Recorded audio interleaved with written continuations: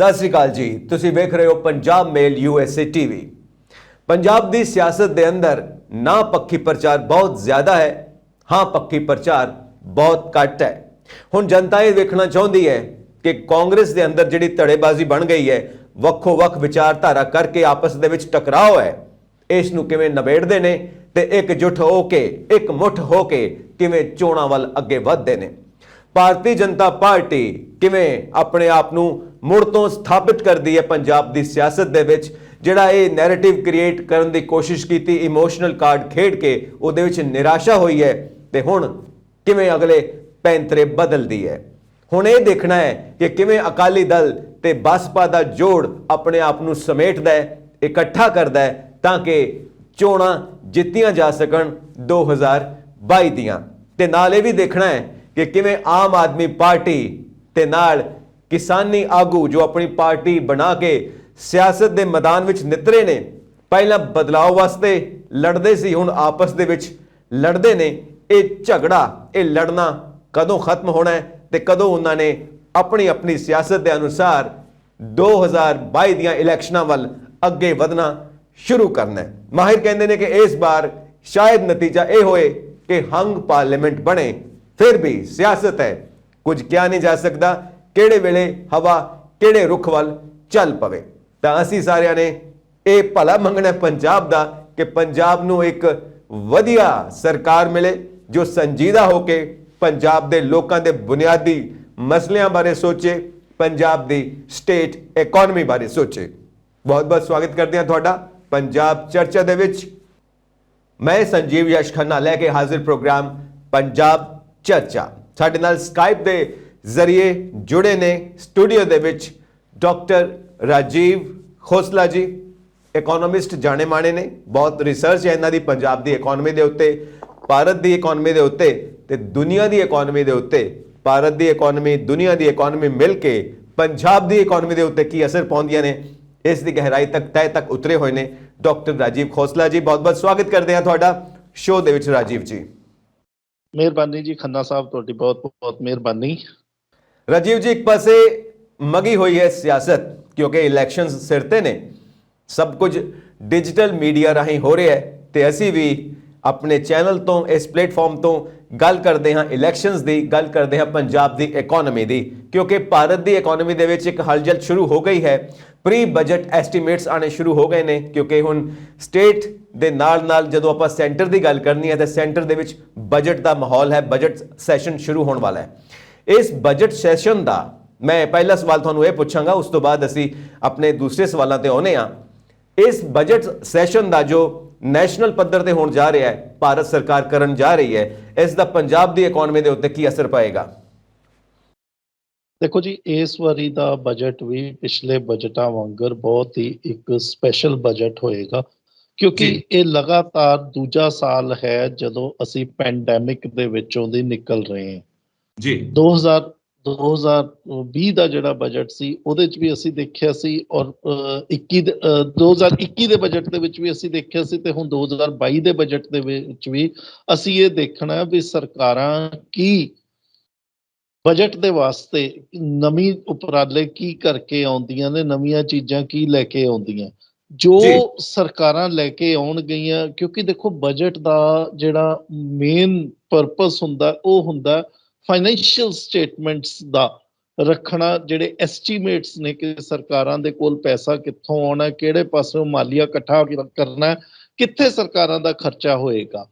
ਹੁਣ ਇਹ ਚੀਜ਼ ਜਿਹੜੀ ਹੈ, ਸਰਕਾਰਾਂ ਕਿੱਥੋਂ ਪੈਸਾ ਅਰਜਿਤ ਕਰ ਰਹੀਆਂ, ਕਿੰਨਾ ਪੈਸਾ ਸਰਕਾਰਾਂ ਜਿਹੜੀਆਂ ਨੇ ਗ੍ਰਾਂਟਸ ਦੇ ਰਹੀਆਂ, ਸਟੇਟਸ ਨੂੰ ਕਿੰਨਾ ਦੇ ਰਹੀਆਂ, ਇਹ ਚੀਜ਼ਾਂ ਦੇਖਣ ਵਾਲੀਆਂ ਨੇ। ਸਿਰਫ ਬਜਟ ਹੀ ਨਹੀਂ, ਬਜਟ ਦੇ ਬਾਹਰ ਵੀ ਜਿਹੜੀਆਂ ਐਲੋਕੇਸ਼ਨਸ ਜਿਹੜੀਆਂ ਸਟੇਟਸ ਨੂੰ ਮਿਲ ਰਹੀਆਂ, ਜਿੱਦਾਂ GST ਹੈ, GST ਦੀ ਐਲੋਕੇਸ਼ਨ ਕਿੰਨੀ ਆਉਂਦੀ ਹੈ, ਕਿਉਂਕਿ ਪਿਛਲੇ ਸਾਲ ਦੇ ਵਿੱਚ ਜਦੋਂ ਸਰਕਾਰ ਦੀ ਆਪਣੀ ਆਮਦਨ ਘਟੀ ਹੈ ਤਾਂ ਉਹਦੇ ਕਰਕੇ ਸਟੇਟਸ ਨੂੰ ਵੀ ਐਲੋਕੇਸ਼ਨ ਘਟੀਆਂ ਨੇ। ਤਾਂ ਅਸੀਂ ਦੇਖਿਆ ਵੀ ਪਿਛਲੇ ਸਾਲਾਂ ਦੇ ਵਿੱਚ ਸਰਕਾਰਾਂ ਨੇ ਸੂਬਾਈ ਸਰਕਾਰਾਂ ਨੂੰ ਕਿਹਾ, ਕੇਂਦਰ ਸਰਕਾਰ ਨੇ ਸੂਬਾਈ ਸਰਕਾਰਾਂ ਨੂੰ ਕਿਹਾ ਕਿ ਤੁਸੀਂ ਜਿਹੜਾ ਪੈਸਾ ਹੈ ਉਹ ਕਰਜ਼ੇ ਲਓ, ਅਸੀਂ ਤੁਹਾਨੂੰ ਕਰਜ਼ੇ ਮੁਹੱਈਆ ਕਰਾਵਾਂਗੇ, ਅਸੀਂ ਸੌਖਾ ਦੇਵਾਂਗੇ ਤੁਹਾਨੂੰ, ਬੈਂਕਸ ਨੂੰ ਕਹਿ ਦਾਂਗੇ, ਗਰੰਟੀ ਅਸੀਂ ਦੇਵਾਂਗੇ। ਤਾਂ ਕਈ ਇਦਾਂ ਦੇ ਉਪਰਾਲੇ ਕੀਤੇ ਹੈ। ਤਾਂ ਹੁਣ ਵੀ ਇਹ ਚੀਜ਼ ਦੇਖਣ ਵਾਲੀ ਹੋਏਗੀ ਕਿ ਸਰਕਾਰ ਜਿਹੜੀ ਹੈ ਉਹ ਆਪਣਾ ਬਜਟ, ਆਪਣਾ ਘਰ ਕਿੱਥੋਂ ਪੂਰਾ ਕਰ ਰਹੀ ਹੈ। ਜੇ ਉਹ ਘਰ ਸਰਕਾਰ ਦਾ ਪੂਰਾ ਹੁੰਦਾ ਕੇਂਦਰ ਦਾ, ਫਿਰ ਉਹ ਸਟੇਟਸ ਨੂੰ ਕੀ ਦੇ ਰਹੀ ਹੈ। ਤਾਂ ਇਸ ਤਰੀਕੇ ਦੇ ਨਾਲ ਬਜਟ ਦੇ ਨਾਲ ਸਾਰੀਆਂ ਸਟੇਟਸ ਜਿਹੜੀਆਂ ਨੇ ਉਹਨਾਂ ਦੇ ਫੋਰਚੂਨਸ ਜਿਹੜੇ ਨੇ ਉਹਨਾਂ ਦਾ ਇੰਟਰਲਿੰਕਿੰਗ ਹੋਈ ਹੁੰਦੀ ਹੈ। ਜੀ, ਇੱਕ ਚੀਜ਼ ਤੁਹਾਡੇ ਕੋਲੋਂ ਸਮਝਣਾ ਚਾਹਾਂਗੇ ਅਸੀਂ ਆਪਣੇ ਦਰਸ਼ਕਾਂ ਦੇ ਪੁਆਇੰਟ ਆਫ ਵਿਊ ਤੋਂ, ਬਜਟ ਹੁੰਦਾ ਕੀ ਹੈ ਤੇ ਬਣਾਉਣਾ ਕਿਉਂ ਪੈਂਦਾ ਇਹਨੂੰ? ਦੇਖੋ ਜੀ, ਬਜਟ ਆਮ ਤੌਰ ਤੇ ਜਦੋਂ ਅਸੀਂ ਗੱਲ ਕਰਦੇ ਹਾਂ, ਇਹ ਇੱਕ ਜਿੱਦਾਂ ਅਸੀਂ ਪਲੈਨਡ ਰੈਵਨਿਊ ਕਰਨਾ, ਵੀ ਮੇਰੇ ਕੋਲੇ ਪੂਰੇ ਸਾਲ ਦੇ ਵਿੱਚ ਕਿੰਨਾ ਪੈਸਾ ਆਏਗਾ ਤੇ ਕਿੰਨਾ ਖਰਚਾ ਹੋਏਗਾ। ਅਸੀਂ ਆਮ ਘਰਾਂ ਦੇ ਵਿੱਚ ਜਦੋਂ ਦੇਖੀਦਾ, ਕੋਈ ਵੀ ਬੰਦਾ ਹੋਵੇ, ਚਾਹੇ ਉਹ ਨੌਕਰੀਸ਼ੁਦਾ ਬੰਦਾ ਹੈਗਾ ਜਾਂ ਉਹ ਬਿਜ਼ਨਸਮੈਨ ਹੈ, ਸੈਲਫ ਇੰਪਲੋਇਡ ਹੈ, ਕਿਸੇ ਕਿੱਤੇ ਦੇ ਵਿੱਚ ਵੀ ਹੈ, ਉਹਨੇ ਇਹ ਦੇਖਣਾ ਹੁੰਦਾ ਕਿ ਮੇਰੇ ਕੋਲੇ ਪੈਸਾ ਕਿੰਨਾ ਅਰਜਿਤ ਹੋਏਗਾ ਔਰ ਮੈਂ ਕਿਸ ਤਰੀਕੇ ਦੇ ਨਾਲ ਖਰਚਾ ਕਰੂੰਗਾ। ਇਸੇ ਜੀ ਤਰੀਕੇ ਦੇ ਨਾਲ ਸਰਕਾਰਾਂ ਜਿਹੜੀਆਂ, ਚਾਹੇ ਉਹ ਸੂਬੇ ਦੀ ਸਰਕਾਰ ਹੈ ਉਹ ਵੀ ਜਾਂ ਕੇਂਦਰ ਦੀ ਸਰਕਾਰ ਹੈ ਉਹ ਵੀ, ਇਹ ਆਪਣਾ ਬਜਟ ਜਿਹੜਾ ਹੈ ਨਿਰਧਾਰਿਤ ਕਰਦੀਆਂ ਨੇ ਵੀ ਅਸੀਂ ਕਿੰਨਾ ਪੈਸਾ ਅਲੱਗ-ਅਲੱਗ ਸੋਰਸਸ ਤੋਂ ਲੈਣਾ ਹੈ ਤੇ ਕਿਸ ਹਾਂਜੀ। ਤਰੀਕੇ ਦੇ ਨਾਲ ਇਹ ਪੈਸਾ ਜਿਹੜਾ ਖਰਚ ਕਰਨਾ ਹੈ। ਅਸੀਂ ਇੱਕ ਚੀਜ਼ ਜਿਹੜੀ ਹੈ ਵੀ ਬਜਟ ਦੇ ਵਿੱਚ, ਬਜਟ ਨੂੰ ਅਸੀਂ ਆਮ ਤੌਰ ਤੇ ਕਨਫਿਊਜ਼ ਕਰ ਲੈਂਦੇ ਹਾਂ ਜੀਡੀਪੀ ਦੇ ਨਾਲ। ਹਾਂਜੀ। ਜੀਡੀਪੀ ਔਰ ਬਜਟ ਆਪਸ ਦੇ ਵਿੱਚ ਦੋ ਬਹੁਤ ਡਿਫਰੈਂਟ ਚੀਜ਼ਾਂ ਨੇ, ਬਹੁਤ ਕਿ ਆਲ ਟੂਗੇਦਰ ਡਿਫਰੈਂਟ ਚੀਜ਼ਾਂ ਨੇ। ਓਕੇ। ਜੀਡੀਪੀ ਜਿਹੜੀ ਹੁੰਦੀ ਹੈ ਉਹ ਤਾਂ ਵੀ ਦੇਸ਼ ਦੀ ਕੁੱਲ ਜਿਹੜੀ ਪ੍ਰੋਡਕਸ਼ਨ ਹੈ ਉਹ ਕਿੰਨੀ ਹੋ ਰਹੀ ਹੈ। ਜਦੋਂ ਅਸੀਂ ਹਿੰਦੁਸਤਾਨ ਦੀ ਗੱਲ ਕਰਦੇ ਹਾਂ ਤਾਂ ਹਿੰਦੁਸਤਾਨ ਦੀ ਜਿਹੜੀ ਜੀਡੀਪੀ ਹੈ, ਜੋ ਮੈਡਮ ਜੋ ਨਿਰਮਲਾ ਸੀਤਾਰਮਨ ਜੀ ਦੱਸਦੇ ਨੇ ਪਿਛਲੇ ਬਜਟਾਂ ਦੇ ਵਿੱਚ, ਉਹ 2.25 ਲੱਖ 2,19,000 ਕਰੋੜ 2,20,000 ਕਰੋੜ ਇੰਨੀ ਹੈ। ਤੇ ਜਿਹੜਾ ਬਜਟ ਹੈ, ਬਜਟ ਤਾਂ ਉਹਦਾ 1/6 ਭਾਗ ਹੁੰਦਾ, 30-35 ਲੱਖ ਕਰੋੜ ਰੁਪਈਆ ਜਿਹੜਾ ਹੈ ਉਹਦੇ ਵਿੱਚ ਅਸੀਂ ਕਿੱਥੋਂ ਖਰਚਾ ਕਿੰਨਾ ਕੁ ਆਏਗਾ। ਜੀਡੀਪੀ ਪੂਰੇ ਨੇਸ਼ਨ ਦੀ ਹੈ ਔਰ ਬਜਟ ਉਹਦਾ ਇੱਕ ਭਾਗ ਹੈ ਵੀ ਇੰਨਾ ਪੈਸਾ ਸਰਕਾਰ ਦੇ ਕੋਲ ਆਏਗਾ ਤੇ ਸਰਕਾਰ ਉਸ ਪੈਸੇ ਨੂੰ ਏਦਾਂ ਖਰਚੇਗੀ। ਉਹ ਜੀ, ਤਾਂ ਬਜਟ, ਇਸ ਕਰਕੇ ਬਜਟ ਔਰ ਜੀਡੀਪੀ ਦੋ ਅਲੱਗ-ਅਲੱਗ ਚੀਜ਼ਾਂ ਨੇ। ਬਣਾਉਣਾ ਕਿਉਂ ਪੈਂਦਾ ਹੈ ਇਸ ਦਾ? ਕਿਉਂ ਆਪਾਂ ਨੂੰ ਫਾਇਦਾ ਲੈਣਾ ਪੈਂਦਾ ਹੈ? ਦੇਖੋ ਜੀ, ਸਾਨੂੰ ਇਹ ਦੇਖਣਾ ਪੈਂਦਾ ਵੀ ਅਸੀਂ ਕੋਈ ਇਹ ਨਾ ਹੋਵੇ ਕਿਸੇ ਸੈਕਟਰ ਦੇ ਨਾਲ ਜਾਤੀ ਹੋ ਜਾਏ। ਇਦਾਂ ਨਾ ਹੋਵੇ ਵੀ ਇੱਕ ਸੈਕਟਰ ਜਿਹੜਾ ਉਹਨੂੰ ਤਾਂ ਐਲੋਕੇਸ਼ਨ ਮਿਲ ਰਹੀ ਹੈ ਜਾਂ ਦੂਜੇ ਸੈਕਟਰ ਨੂੰ ਐਲੋਕੇਸ਼ਨ ਨਹੀਂ ਮਿਲੀ। ਤਾਂ ਜਦੋਂ ਸਰਕਾਰ ਨੂੰ ਲੱਗਦਾ ਵੀ ਕੋਈ ਸਮੱਸਿਆ ਇਦਾਂ ਦੀ ਖੜੀ ਹੋਈ ਹੈ, ਜਿੱਦਾਂ ਅਸੀਂ ਹੁਣ ਦੇਖਦੇ ਹਾਂ, ਹਾਂਜੀ। ਪੈਂਡੈਮਿਕ ਦੇ ਵੇਲੇ ਸਰਕਾਰ ਨੇ ਹੈਲਥ ਸੈਕਟਰ ਦਾ ਖਾਸ ਧਿਆਨ ਰੱਖਿਆ। 137% ਦੀ ਐਲੋਕੇਸ਼ਨ 2021 ਦੇ ਬਜਟ ਦੇ ਵਿੱਚ ਕੀਤੀ ਹੈ, ਜ਼ਿਆਦਾ 2020 ਦੇ ਮੁਕਾਬਲੇ, ਕਿਉਂਕਿ ਸਰਕਾਰ ਨੂੰ ਪਤਾ ਸੀਗਾ ਕਿ ਇਹ ਸੈਕਟਰ ਜਿਹੜਾ ਹੈਗਾ, ਇਹ ਸੈਕਟਰ ਅਫੈਕਟ ਹੋ ਰਿਹਾ, ਲੋਕਾਂ ਨੂੰ ਵੈਕਸੀਨੇਸ਼ਨ ਦੀ ਲੋੜ ਹੈ, ਲੋਕਾਂ ਨੂੰ ਬਿਮਾਰੀ ਤੋਂ ਰੋਕਣ ਦੀ ਲੋੜ ਹੈ, ਬਚਾਉਣ ਦੀ ਲੋੜ ਹੈ ਔਰ ਜਿਹੜਾ ਵਾਟਰ ਹੈ, ਪਾਣੀ ਚੰਗੇ ਤਰੀਕੇ ਨਾਲ ਮਿਲੇ, ਸੈਨੀਟੇਸ਼ਨ ਜਿਹੜੀ ਹੈ ਉਹ ਠੀਕ, ਸਫਾਈ ਜਿਹੜੀ ਹੈ ਉਹ ਠੀਕ ਹੋਵੇ ਤਾਂ ਕਿ ਜਿਹੜੀ ਬਿਮਾਰੀ ਹੈ ਇਹ ਜ਼ਿਆਦਾ ਨਾ ਵੱਧ ਸਕੇ। ਤਾਂ ਇਸ ਕਰਕੇ ਪਹਿਲਾ ਕਾਰਨ ਤਾਂ ਇਹ ਹੁੰਦਾ ਵੀ ਕੋਈ ਸੈਕਟਰ ਨਿਗਲੈਕਟ ਨਾ ਹੋ ਜਾਏ ਜਾਂ ਜਿਹੜੇ ਸੈਕਟਰ ਨੂੰ ਸਭ ਤੋਂ ਜ਼ਿਆਦਾ ਲੋੜ ਹੈ ਉਸ ਸੈਕਟਰ ਨੂੰ ਗ੍ਰਾਂਟ ਜਾਂ ਪੈਸਾ, ਫੰਡਸ ਜਿਹੜੇ ਆ ਮੁਹੱਈਆ ਹੋ ਜਾਣ।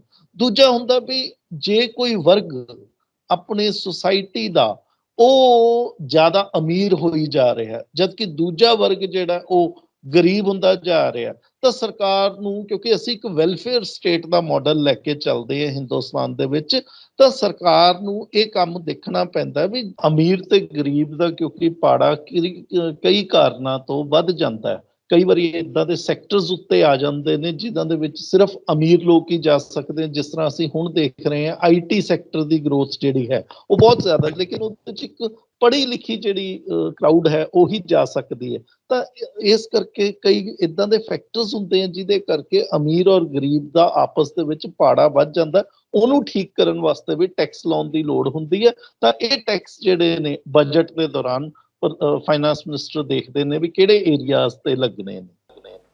ਜੀ ਰਾਜੀਵ ਜੀ, ਇੱਕ ਹੁਣ ਸਿੱਧਾ ਸਵਾਲ ਇਹ ਹੈ, ਕਿਉਂਕਿ ਪੰਜਾਬ ਦੀ ਸਟੇਟ ਇਕਨੋਮੀ ਦੀ ਅਸੀਂ ਇਸ ਵਕਤ ਗੱਲ ਕਰਨ ਜਾ ਰਹੇ ਹਾਂ, ਤਾਂ ਪੰਜਾਬ ਦੀ ਸਟੇਟ ਇਕਨੋਮੀ ਨੂੰ ਸੈਂਟਰ ਵੱਲੋਂ ਕਿਸ ਤਰ੍ਹਾਂ ਦੀ ਹਿਮਾਇਤ, ਕਿਸ ਤਰ੍ਹਾਂ ਦੀ ਹਿਦਾਇਤ ਚਾਹੀਦੀ ਹੈ ਤਾਂ ਕਿ ਜਿਹੜੀ ਇਹ ਇਕਨੋਮੀ ਬਿਲਕੁਲ ਵਿਗੜੀ ਪਈ ਹੈ ਪੰਜਾਬ ਦੀ, ਬਹੁਤ ਸਾਰੇ ਕਰਜ਼ੇ ਨੇ, ਇਹਨੂੰ ਕਿੱਦਾਂ ਸੰਭਾਲਿਆ ਜਾ ਸਕੇ? ਦੇਖੋ ਜੀ, ਪੰਜਾਬ ਦਾ ਸਰ ਜੇ ਆਪਾਂ ਏਦਾਂ ਗੱਲ ਕਰੀਏ ਨਾ ਵੀ ਪੰਜਾਬ ਦੇ ਨਾਲ ਬਾਕੀ ਸਾਰੀਆਂ ਜਿਹੜੀਆਂ ਸਟੇਟਸ ਨੇ ਉਹਨਾਂ ਦਾ ਵੀ ਇਹੀ ਹਾਲ ਹੈ। ਜੇ ਅਸੀਂ ਬੰਗਾਲ ਦੀ ਗੱਲ ਕਰਦੇ ਉੱਥੇ ਇਹ ਹਾਲ ਹੈ, ਕੇਰਲਾ ਦੀ ਗੱਲ ਕਰਦੇ ਹਾਂ ਉਹਨਾਂ ਦਾ ਇਹ ਹਾਲ ਹੈ। ਜਿੰਨੀਆਂ ਵੀ ਸਟੇਟਸ ਨੇ ਉਹਨਾਂ ਦਾ ਇੱਕੋ ਜਿਹਾ ਹਾਲ ਹੈ। ਉੱਥੇ ਪੈਸੇ ਨੂੰ ਲੈ ਕੇ ਸਮੱਸਿਆ ਹੈ ਕਿਉਂਕਿ ਸਰਕਾਰ ਨੇ ਪਿਛਲੀ ਵਾਰੀ ਜਿੱਦਾਂ GST ਦੇ ਵਿੱਚੋਂ ਜੋ ਕੇਂਦਰ ਸਰਕਾਰ ਦੇ ਕੋਲ ਆਉਣਾ ਸੀ, ਜਿੰਨਾ ਸਰਕਾਰ ਨੇ ਮਿਥਿਆ ਸੀ ਉਹਨਾਂ ਨਹੀਂ ਆ ਸਕਿਆ, ਲੋਕਡਾਊਨ ਲੱਗੇ ਰਹੇ।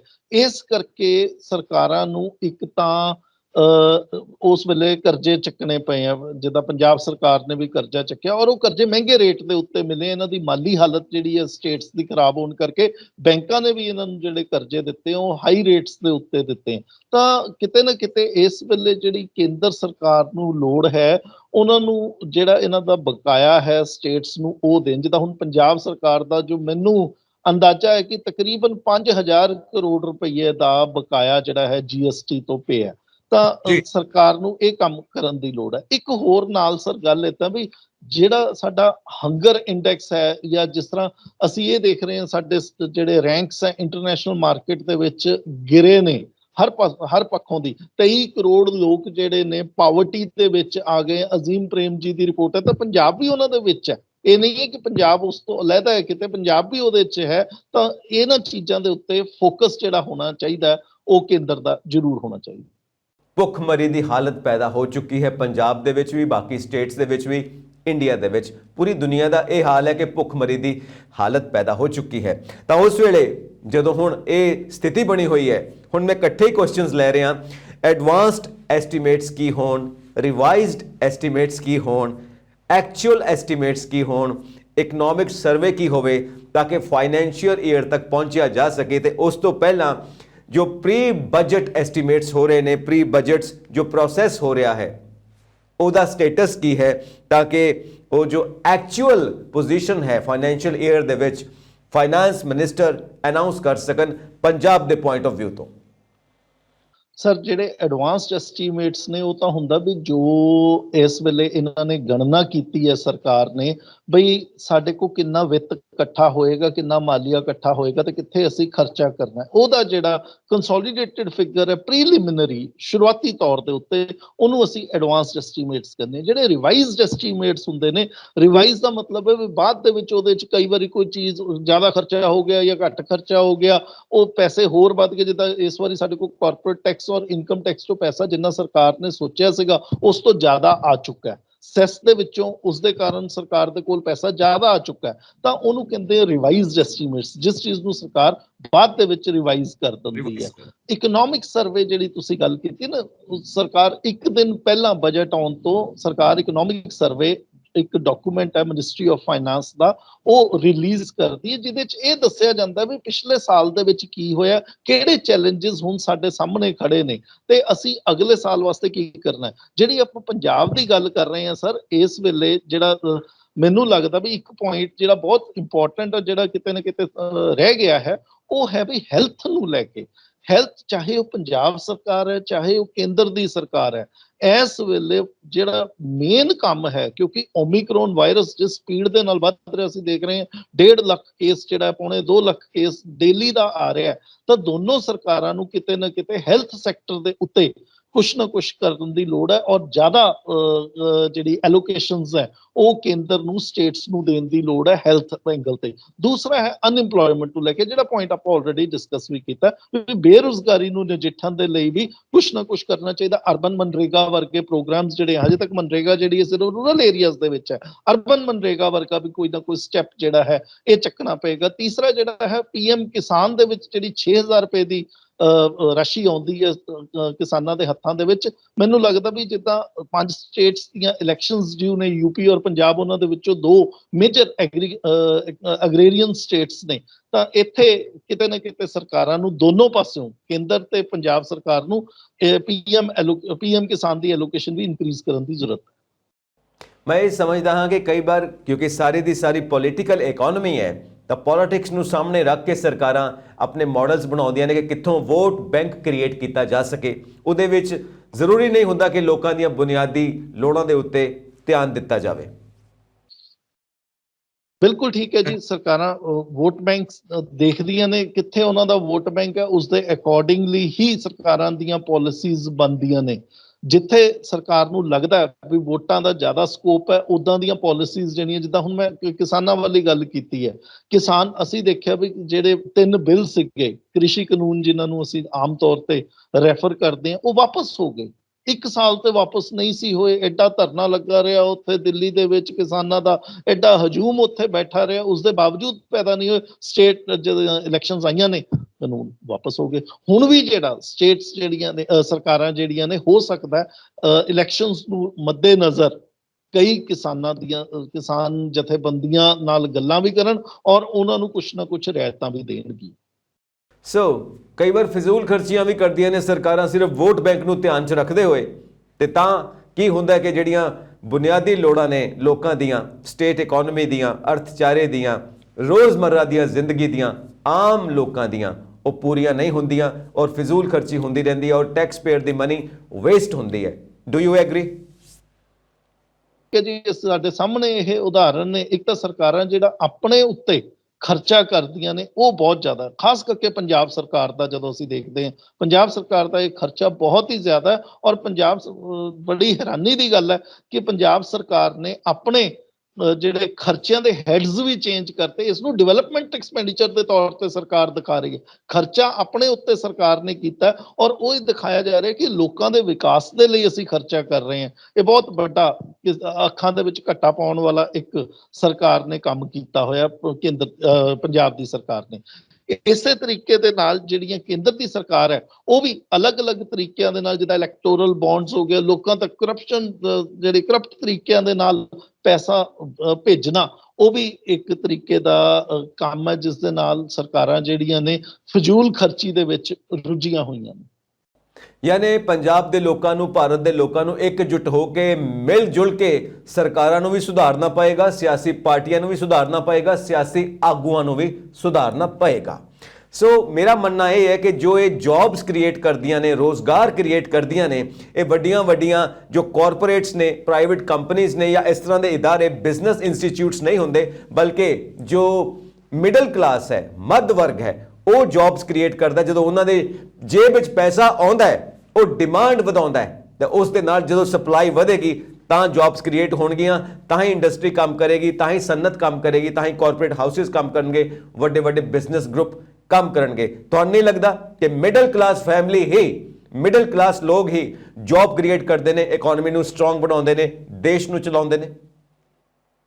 ਮੈਂ ਤੁਹਾਡੀ ਗੱਲ ਤੋਂ ਪੂਰੇ ਤਰੀਕੇ ਦੇ ਨਾਲ ਸਹਿਮਤ ਹਾਂ ਜੀ। ਔਰ ਮਿਡਲ ਕਲਾਸ ਹੀ ਇੱਕ ਏਦਾਂ ਦੀ ਕਲਾਸ ਹੈ ਜਿਹੜੀ ਕਿ ਰਹਿ ਰਹੀ ਹੈ। ਦੇਖੋ, ਇਹੀ ਵੋਟ ਬੈਂਕ ਨਹੀਂ ਹੈ। ਜਿਹੜੀ ਟੌਪ ਕਲਾਸ ਹੈ ਉਹ ਵੀ ਸਰਕਾਰ ਦਾ ਵੋਟ ਬੈਂਕ ਹੈ, ਜਿਹੜੀ ਲੋਅਰ ਕਲਾਸ ਹੈ ਉਹ ਵੀ ਸਰਕਾਰ ਦਾ ਵੋਟ ਬੈਂਕ ਹੈ। ਲੋਅਰ ਕਲਾਸ ਨੂੰ ਥੋੜੇ ਦੇ ਵਿੱਚ ਸਰਕਾਰ ਖੁਸ਼ ਕਰ ਲੈਂਦੀ ਹੈਗੀ ਹੈ। ਜਿਹੜੀ ਅਪਰ ਕਲਾਸ ਹੈ ਉੱਥੋਂ ਸਰਕਾਰ ਨੇ ਪੈਸਾ ਲੈਣਾ ਹੁੰਦਾ, ਤਾਂ ਉਹ ਦੋਨੋਂ ਤਾਂ ਸਰਕਾਰ ਦੇ ਵੋਟ ਬੈਂਕ ਦੇ ਵਿੱਚ ਆਉਂਦੇ। ਮਿਡਲ ਕਲਾਸ ਕਿਤੇ ਵੀ ਕਾਊਂਟ ਹੀ ਨਹੀਂ ਕਰ ਰਹੀ ਵੋਟ ਬੈਂਕ ਦੇ ਵਿੱਚ। ਇਸ ਕਰਕੇ ਮਿਡਲ ਕਲਾਸ ਨੂੰ ਹੋਰ ਜ਼ਿਆਦਾ ਸਤਰਕ ਰਹਿਣ ਦੀ ਲੋੜ ਹੈ, ਉਹਨਾਂ ਨੂੰ ਸਵਾਲ ਪੁੱਛਣ ਦੀ ਲੋੜ ਹੈ ਸਰਕਾਰਾਂ ਤੋਂ। ਰਾਜੀਵ ਜੀ, ਬਹੁਤ ਸ਼ੁਕਰੀਆ, ਤੁਸੀਂ ਪੰਜਾਬ ਚਰਚਾ ਦੇ ਵਿੱਚ ਆਪਣੀ ਖੋਜ ਸਾਡੇ ਨਾਲ ਸਾਂਝੀ ਕੀਤੀ ਹੈ। Thank you very much. Thank you ਜੀ। ਤੇ ਸਰਕਾਰਾਂ ਨੂੰ ਚਾਹੀਦਾ ਹੈ, ਸਿਆਸੀ ਆਗੂਆਂ ਨੂੰ ਚਾਹੀਦਾ ਹੈ, ਸਿਆਸੀ ਪਾਰਟੀਆਂ ਨੂੰ ਚਾਹੀਦਾ ਹੈ, ਆਮ ਲੋਕਾਂ ਬਾਰੇ ਸੋਚੋ, ਮਿਡਲ ਕਲਾਸ ਬਾਰੇ ਸੋਚੋ, ਮੱਧ ਵਰਗ ਬਾਰੇ ਸੋਚੋ, ਕਿਉਂਕਿ ਇਹੀ ਦੇਸ਼ ਦੀ ਰੀੜ੍ਹ ਦੀ ਹੱਡੀ ਹੈ, ਇਹੀ ਦੇਸ਼ ਦੀ ਬੈਕਬੋਨ ਹੈ। ਅਸੀਂ ਅਰਦਾਸ ਕਰਦੇ ਹਾਂ ਪਰਮਾਤਮਾ ਅੱਗੇ ਪੰਜਾਬ ਦਾ ਭਲਾ ਹੋਵੇ, ਰੱਬ ਖੈਰ ਕਰੇ। ਤੁਸੀਂ ਪੰਜਾਬ ਚਰਚਾ ਦਾ ਹਿੱਸਾ ਬਣੇ, ਤੁਹਾਡਾ ਬਹੁਤ ਸ਼ੁਕਰੀਆ। ਹੋਰ ਅਪਡੇਟਸ ਦੇ ਲਈ ਵੇਖਦੇ ਰਹੋ ਪੰਜਾਬ ਮੇਲ USA TV। ਸਤਿ ਸ੍ਰੀ ਅਕਾਲ ਜੀ।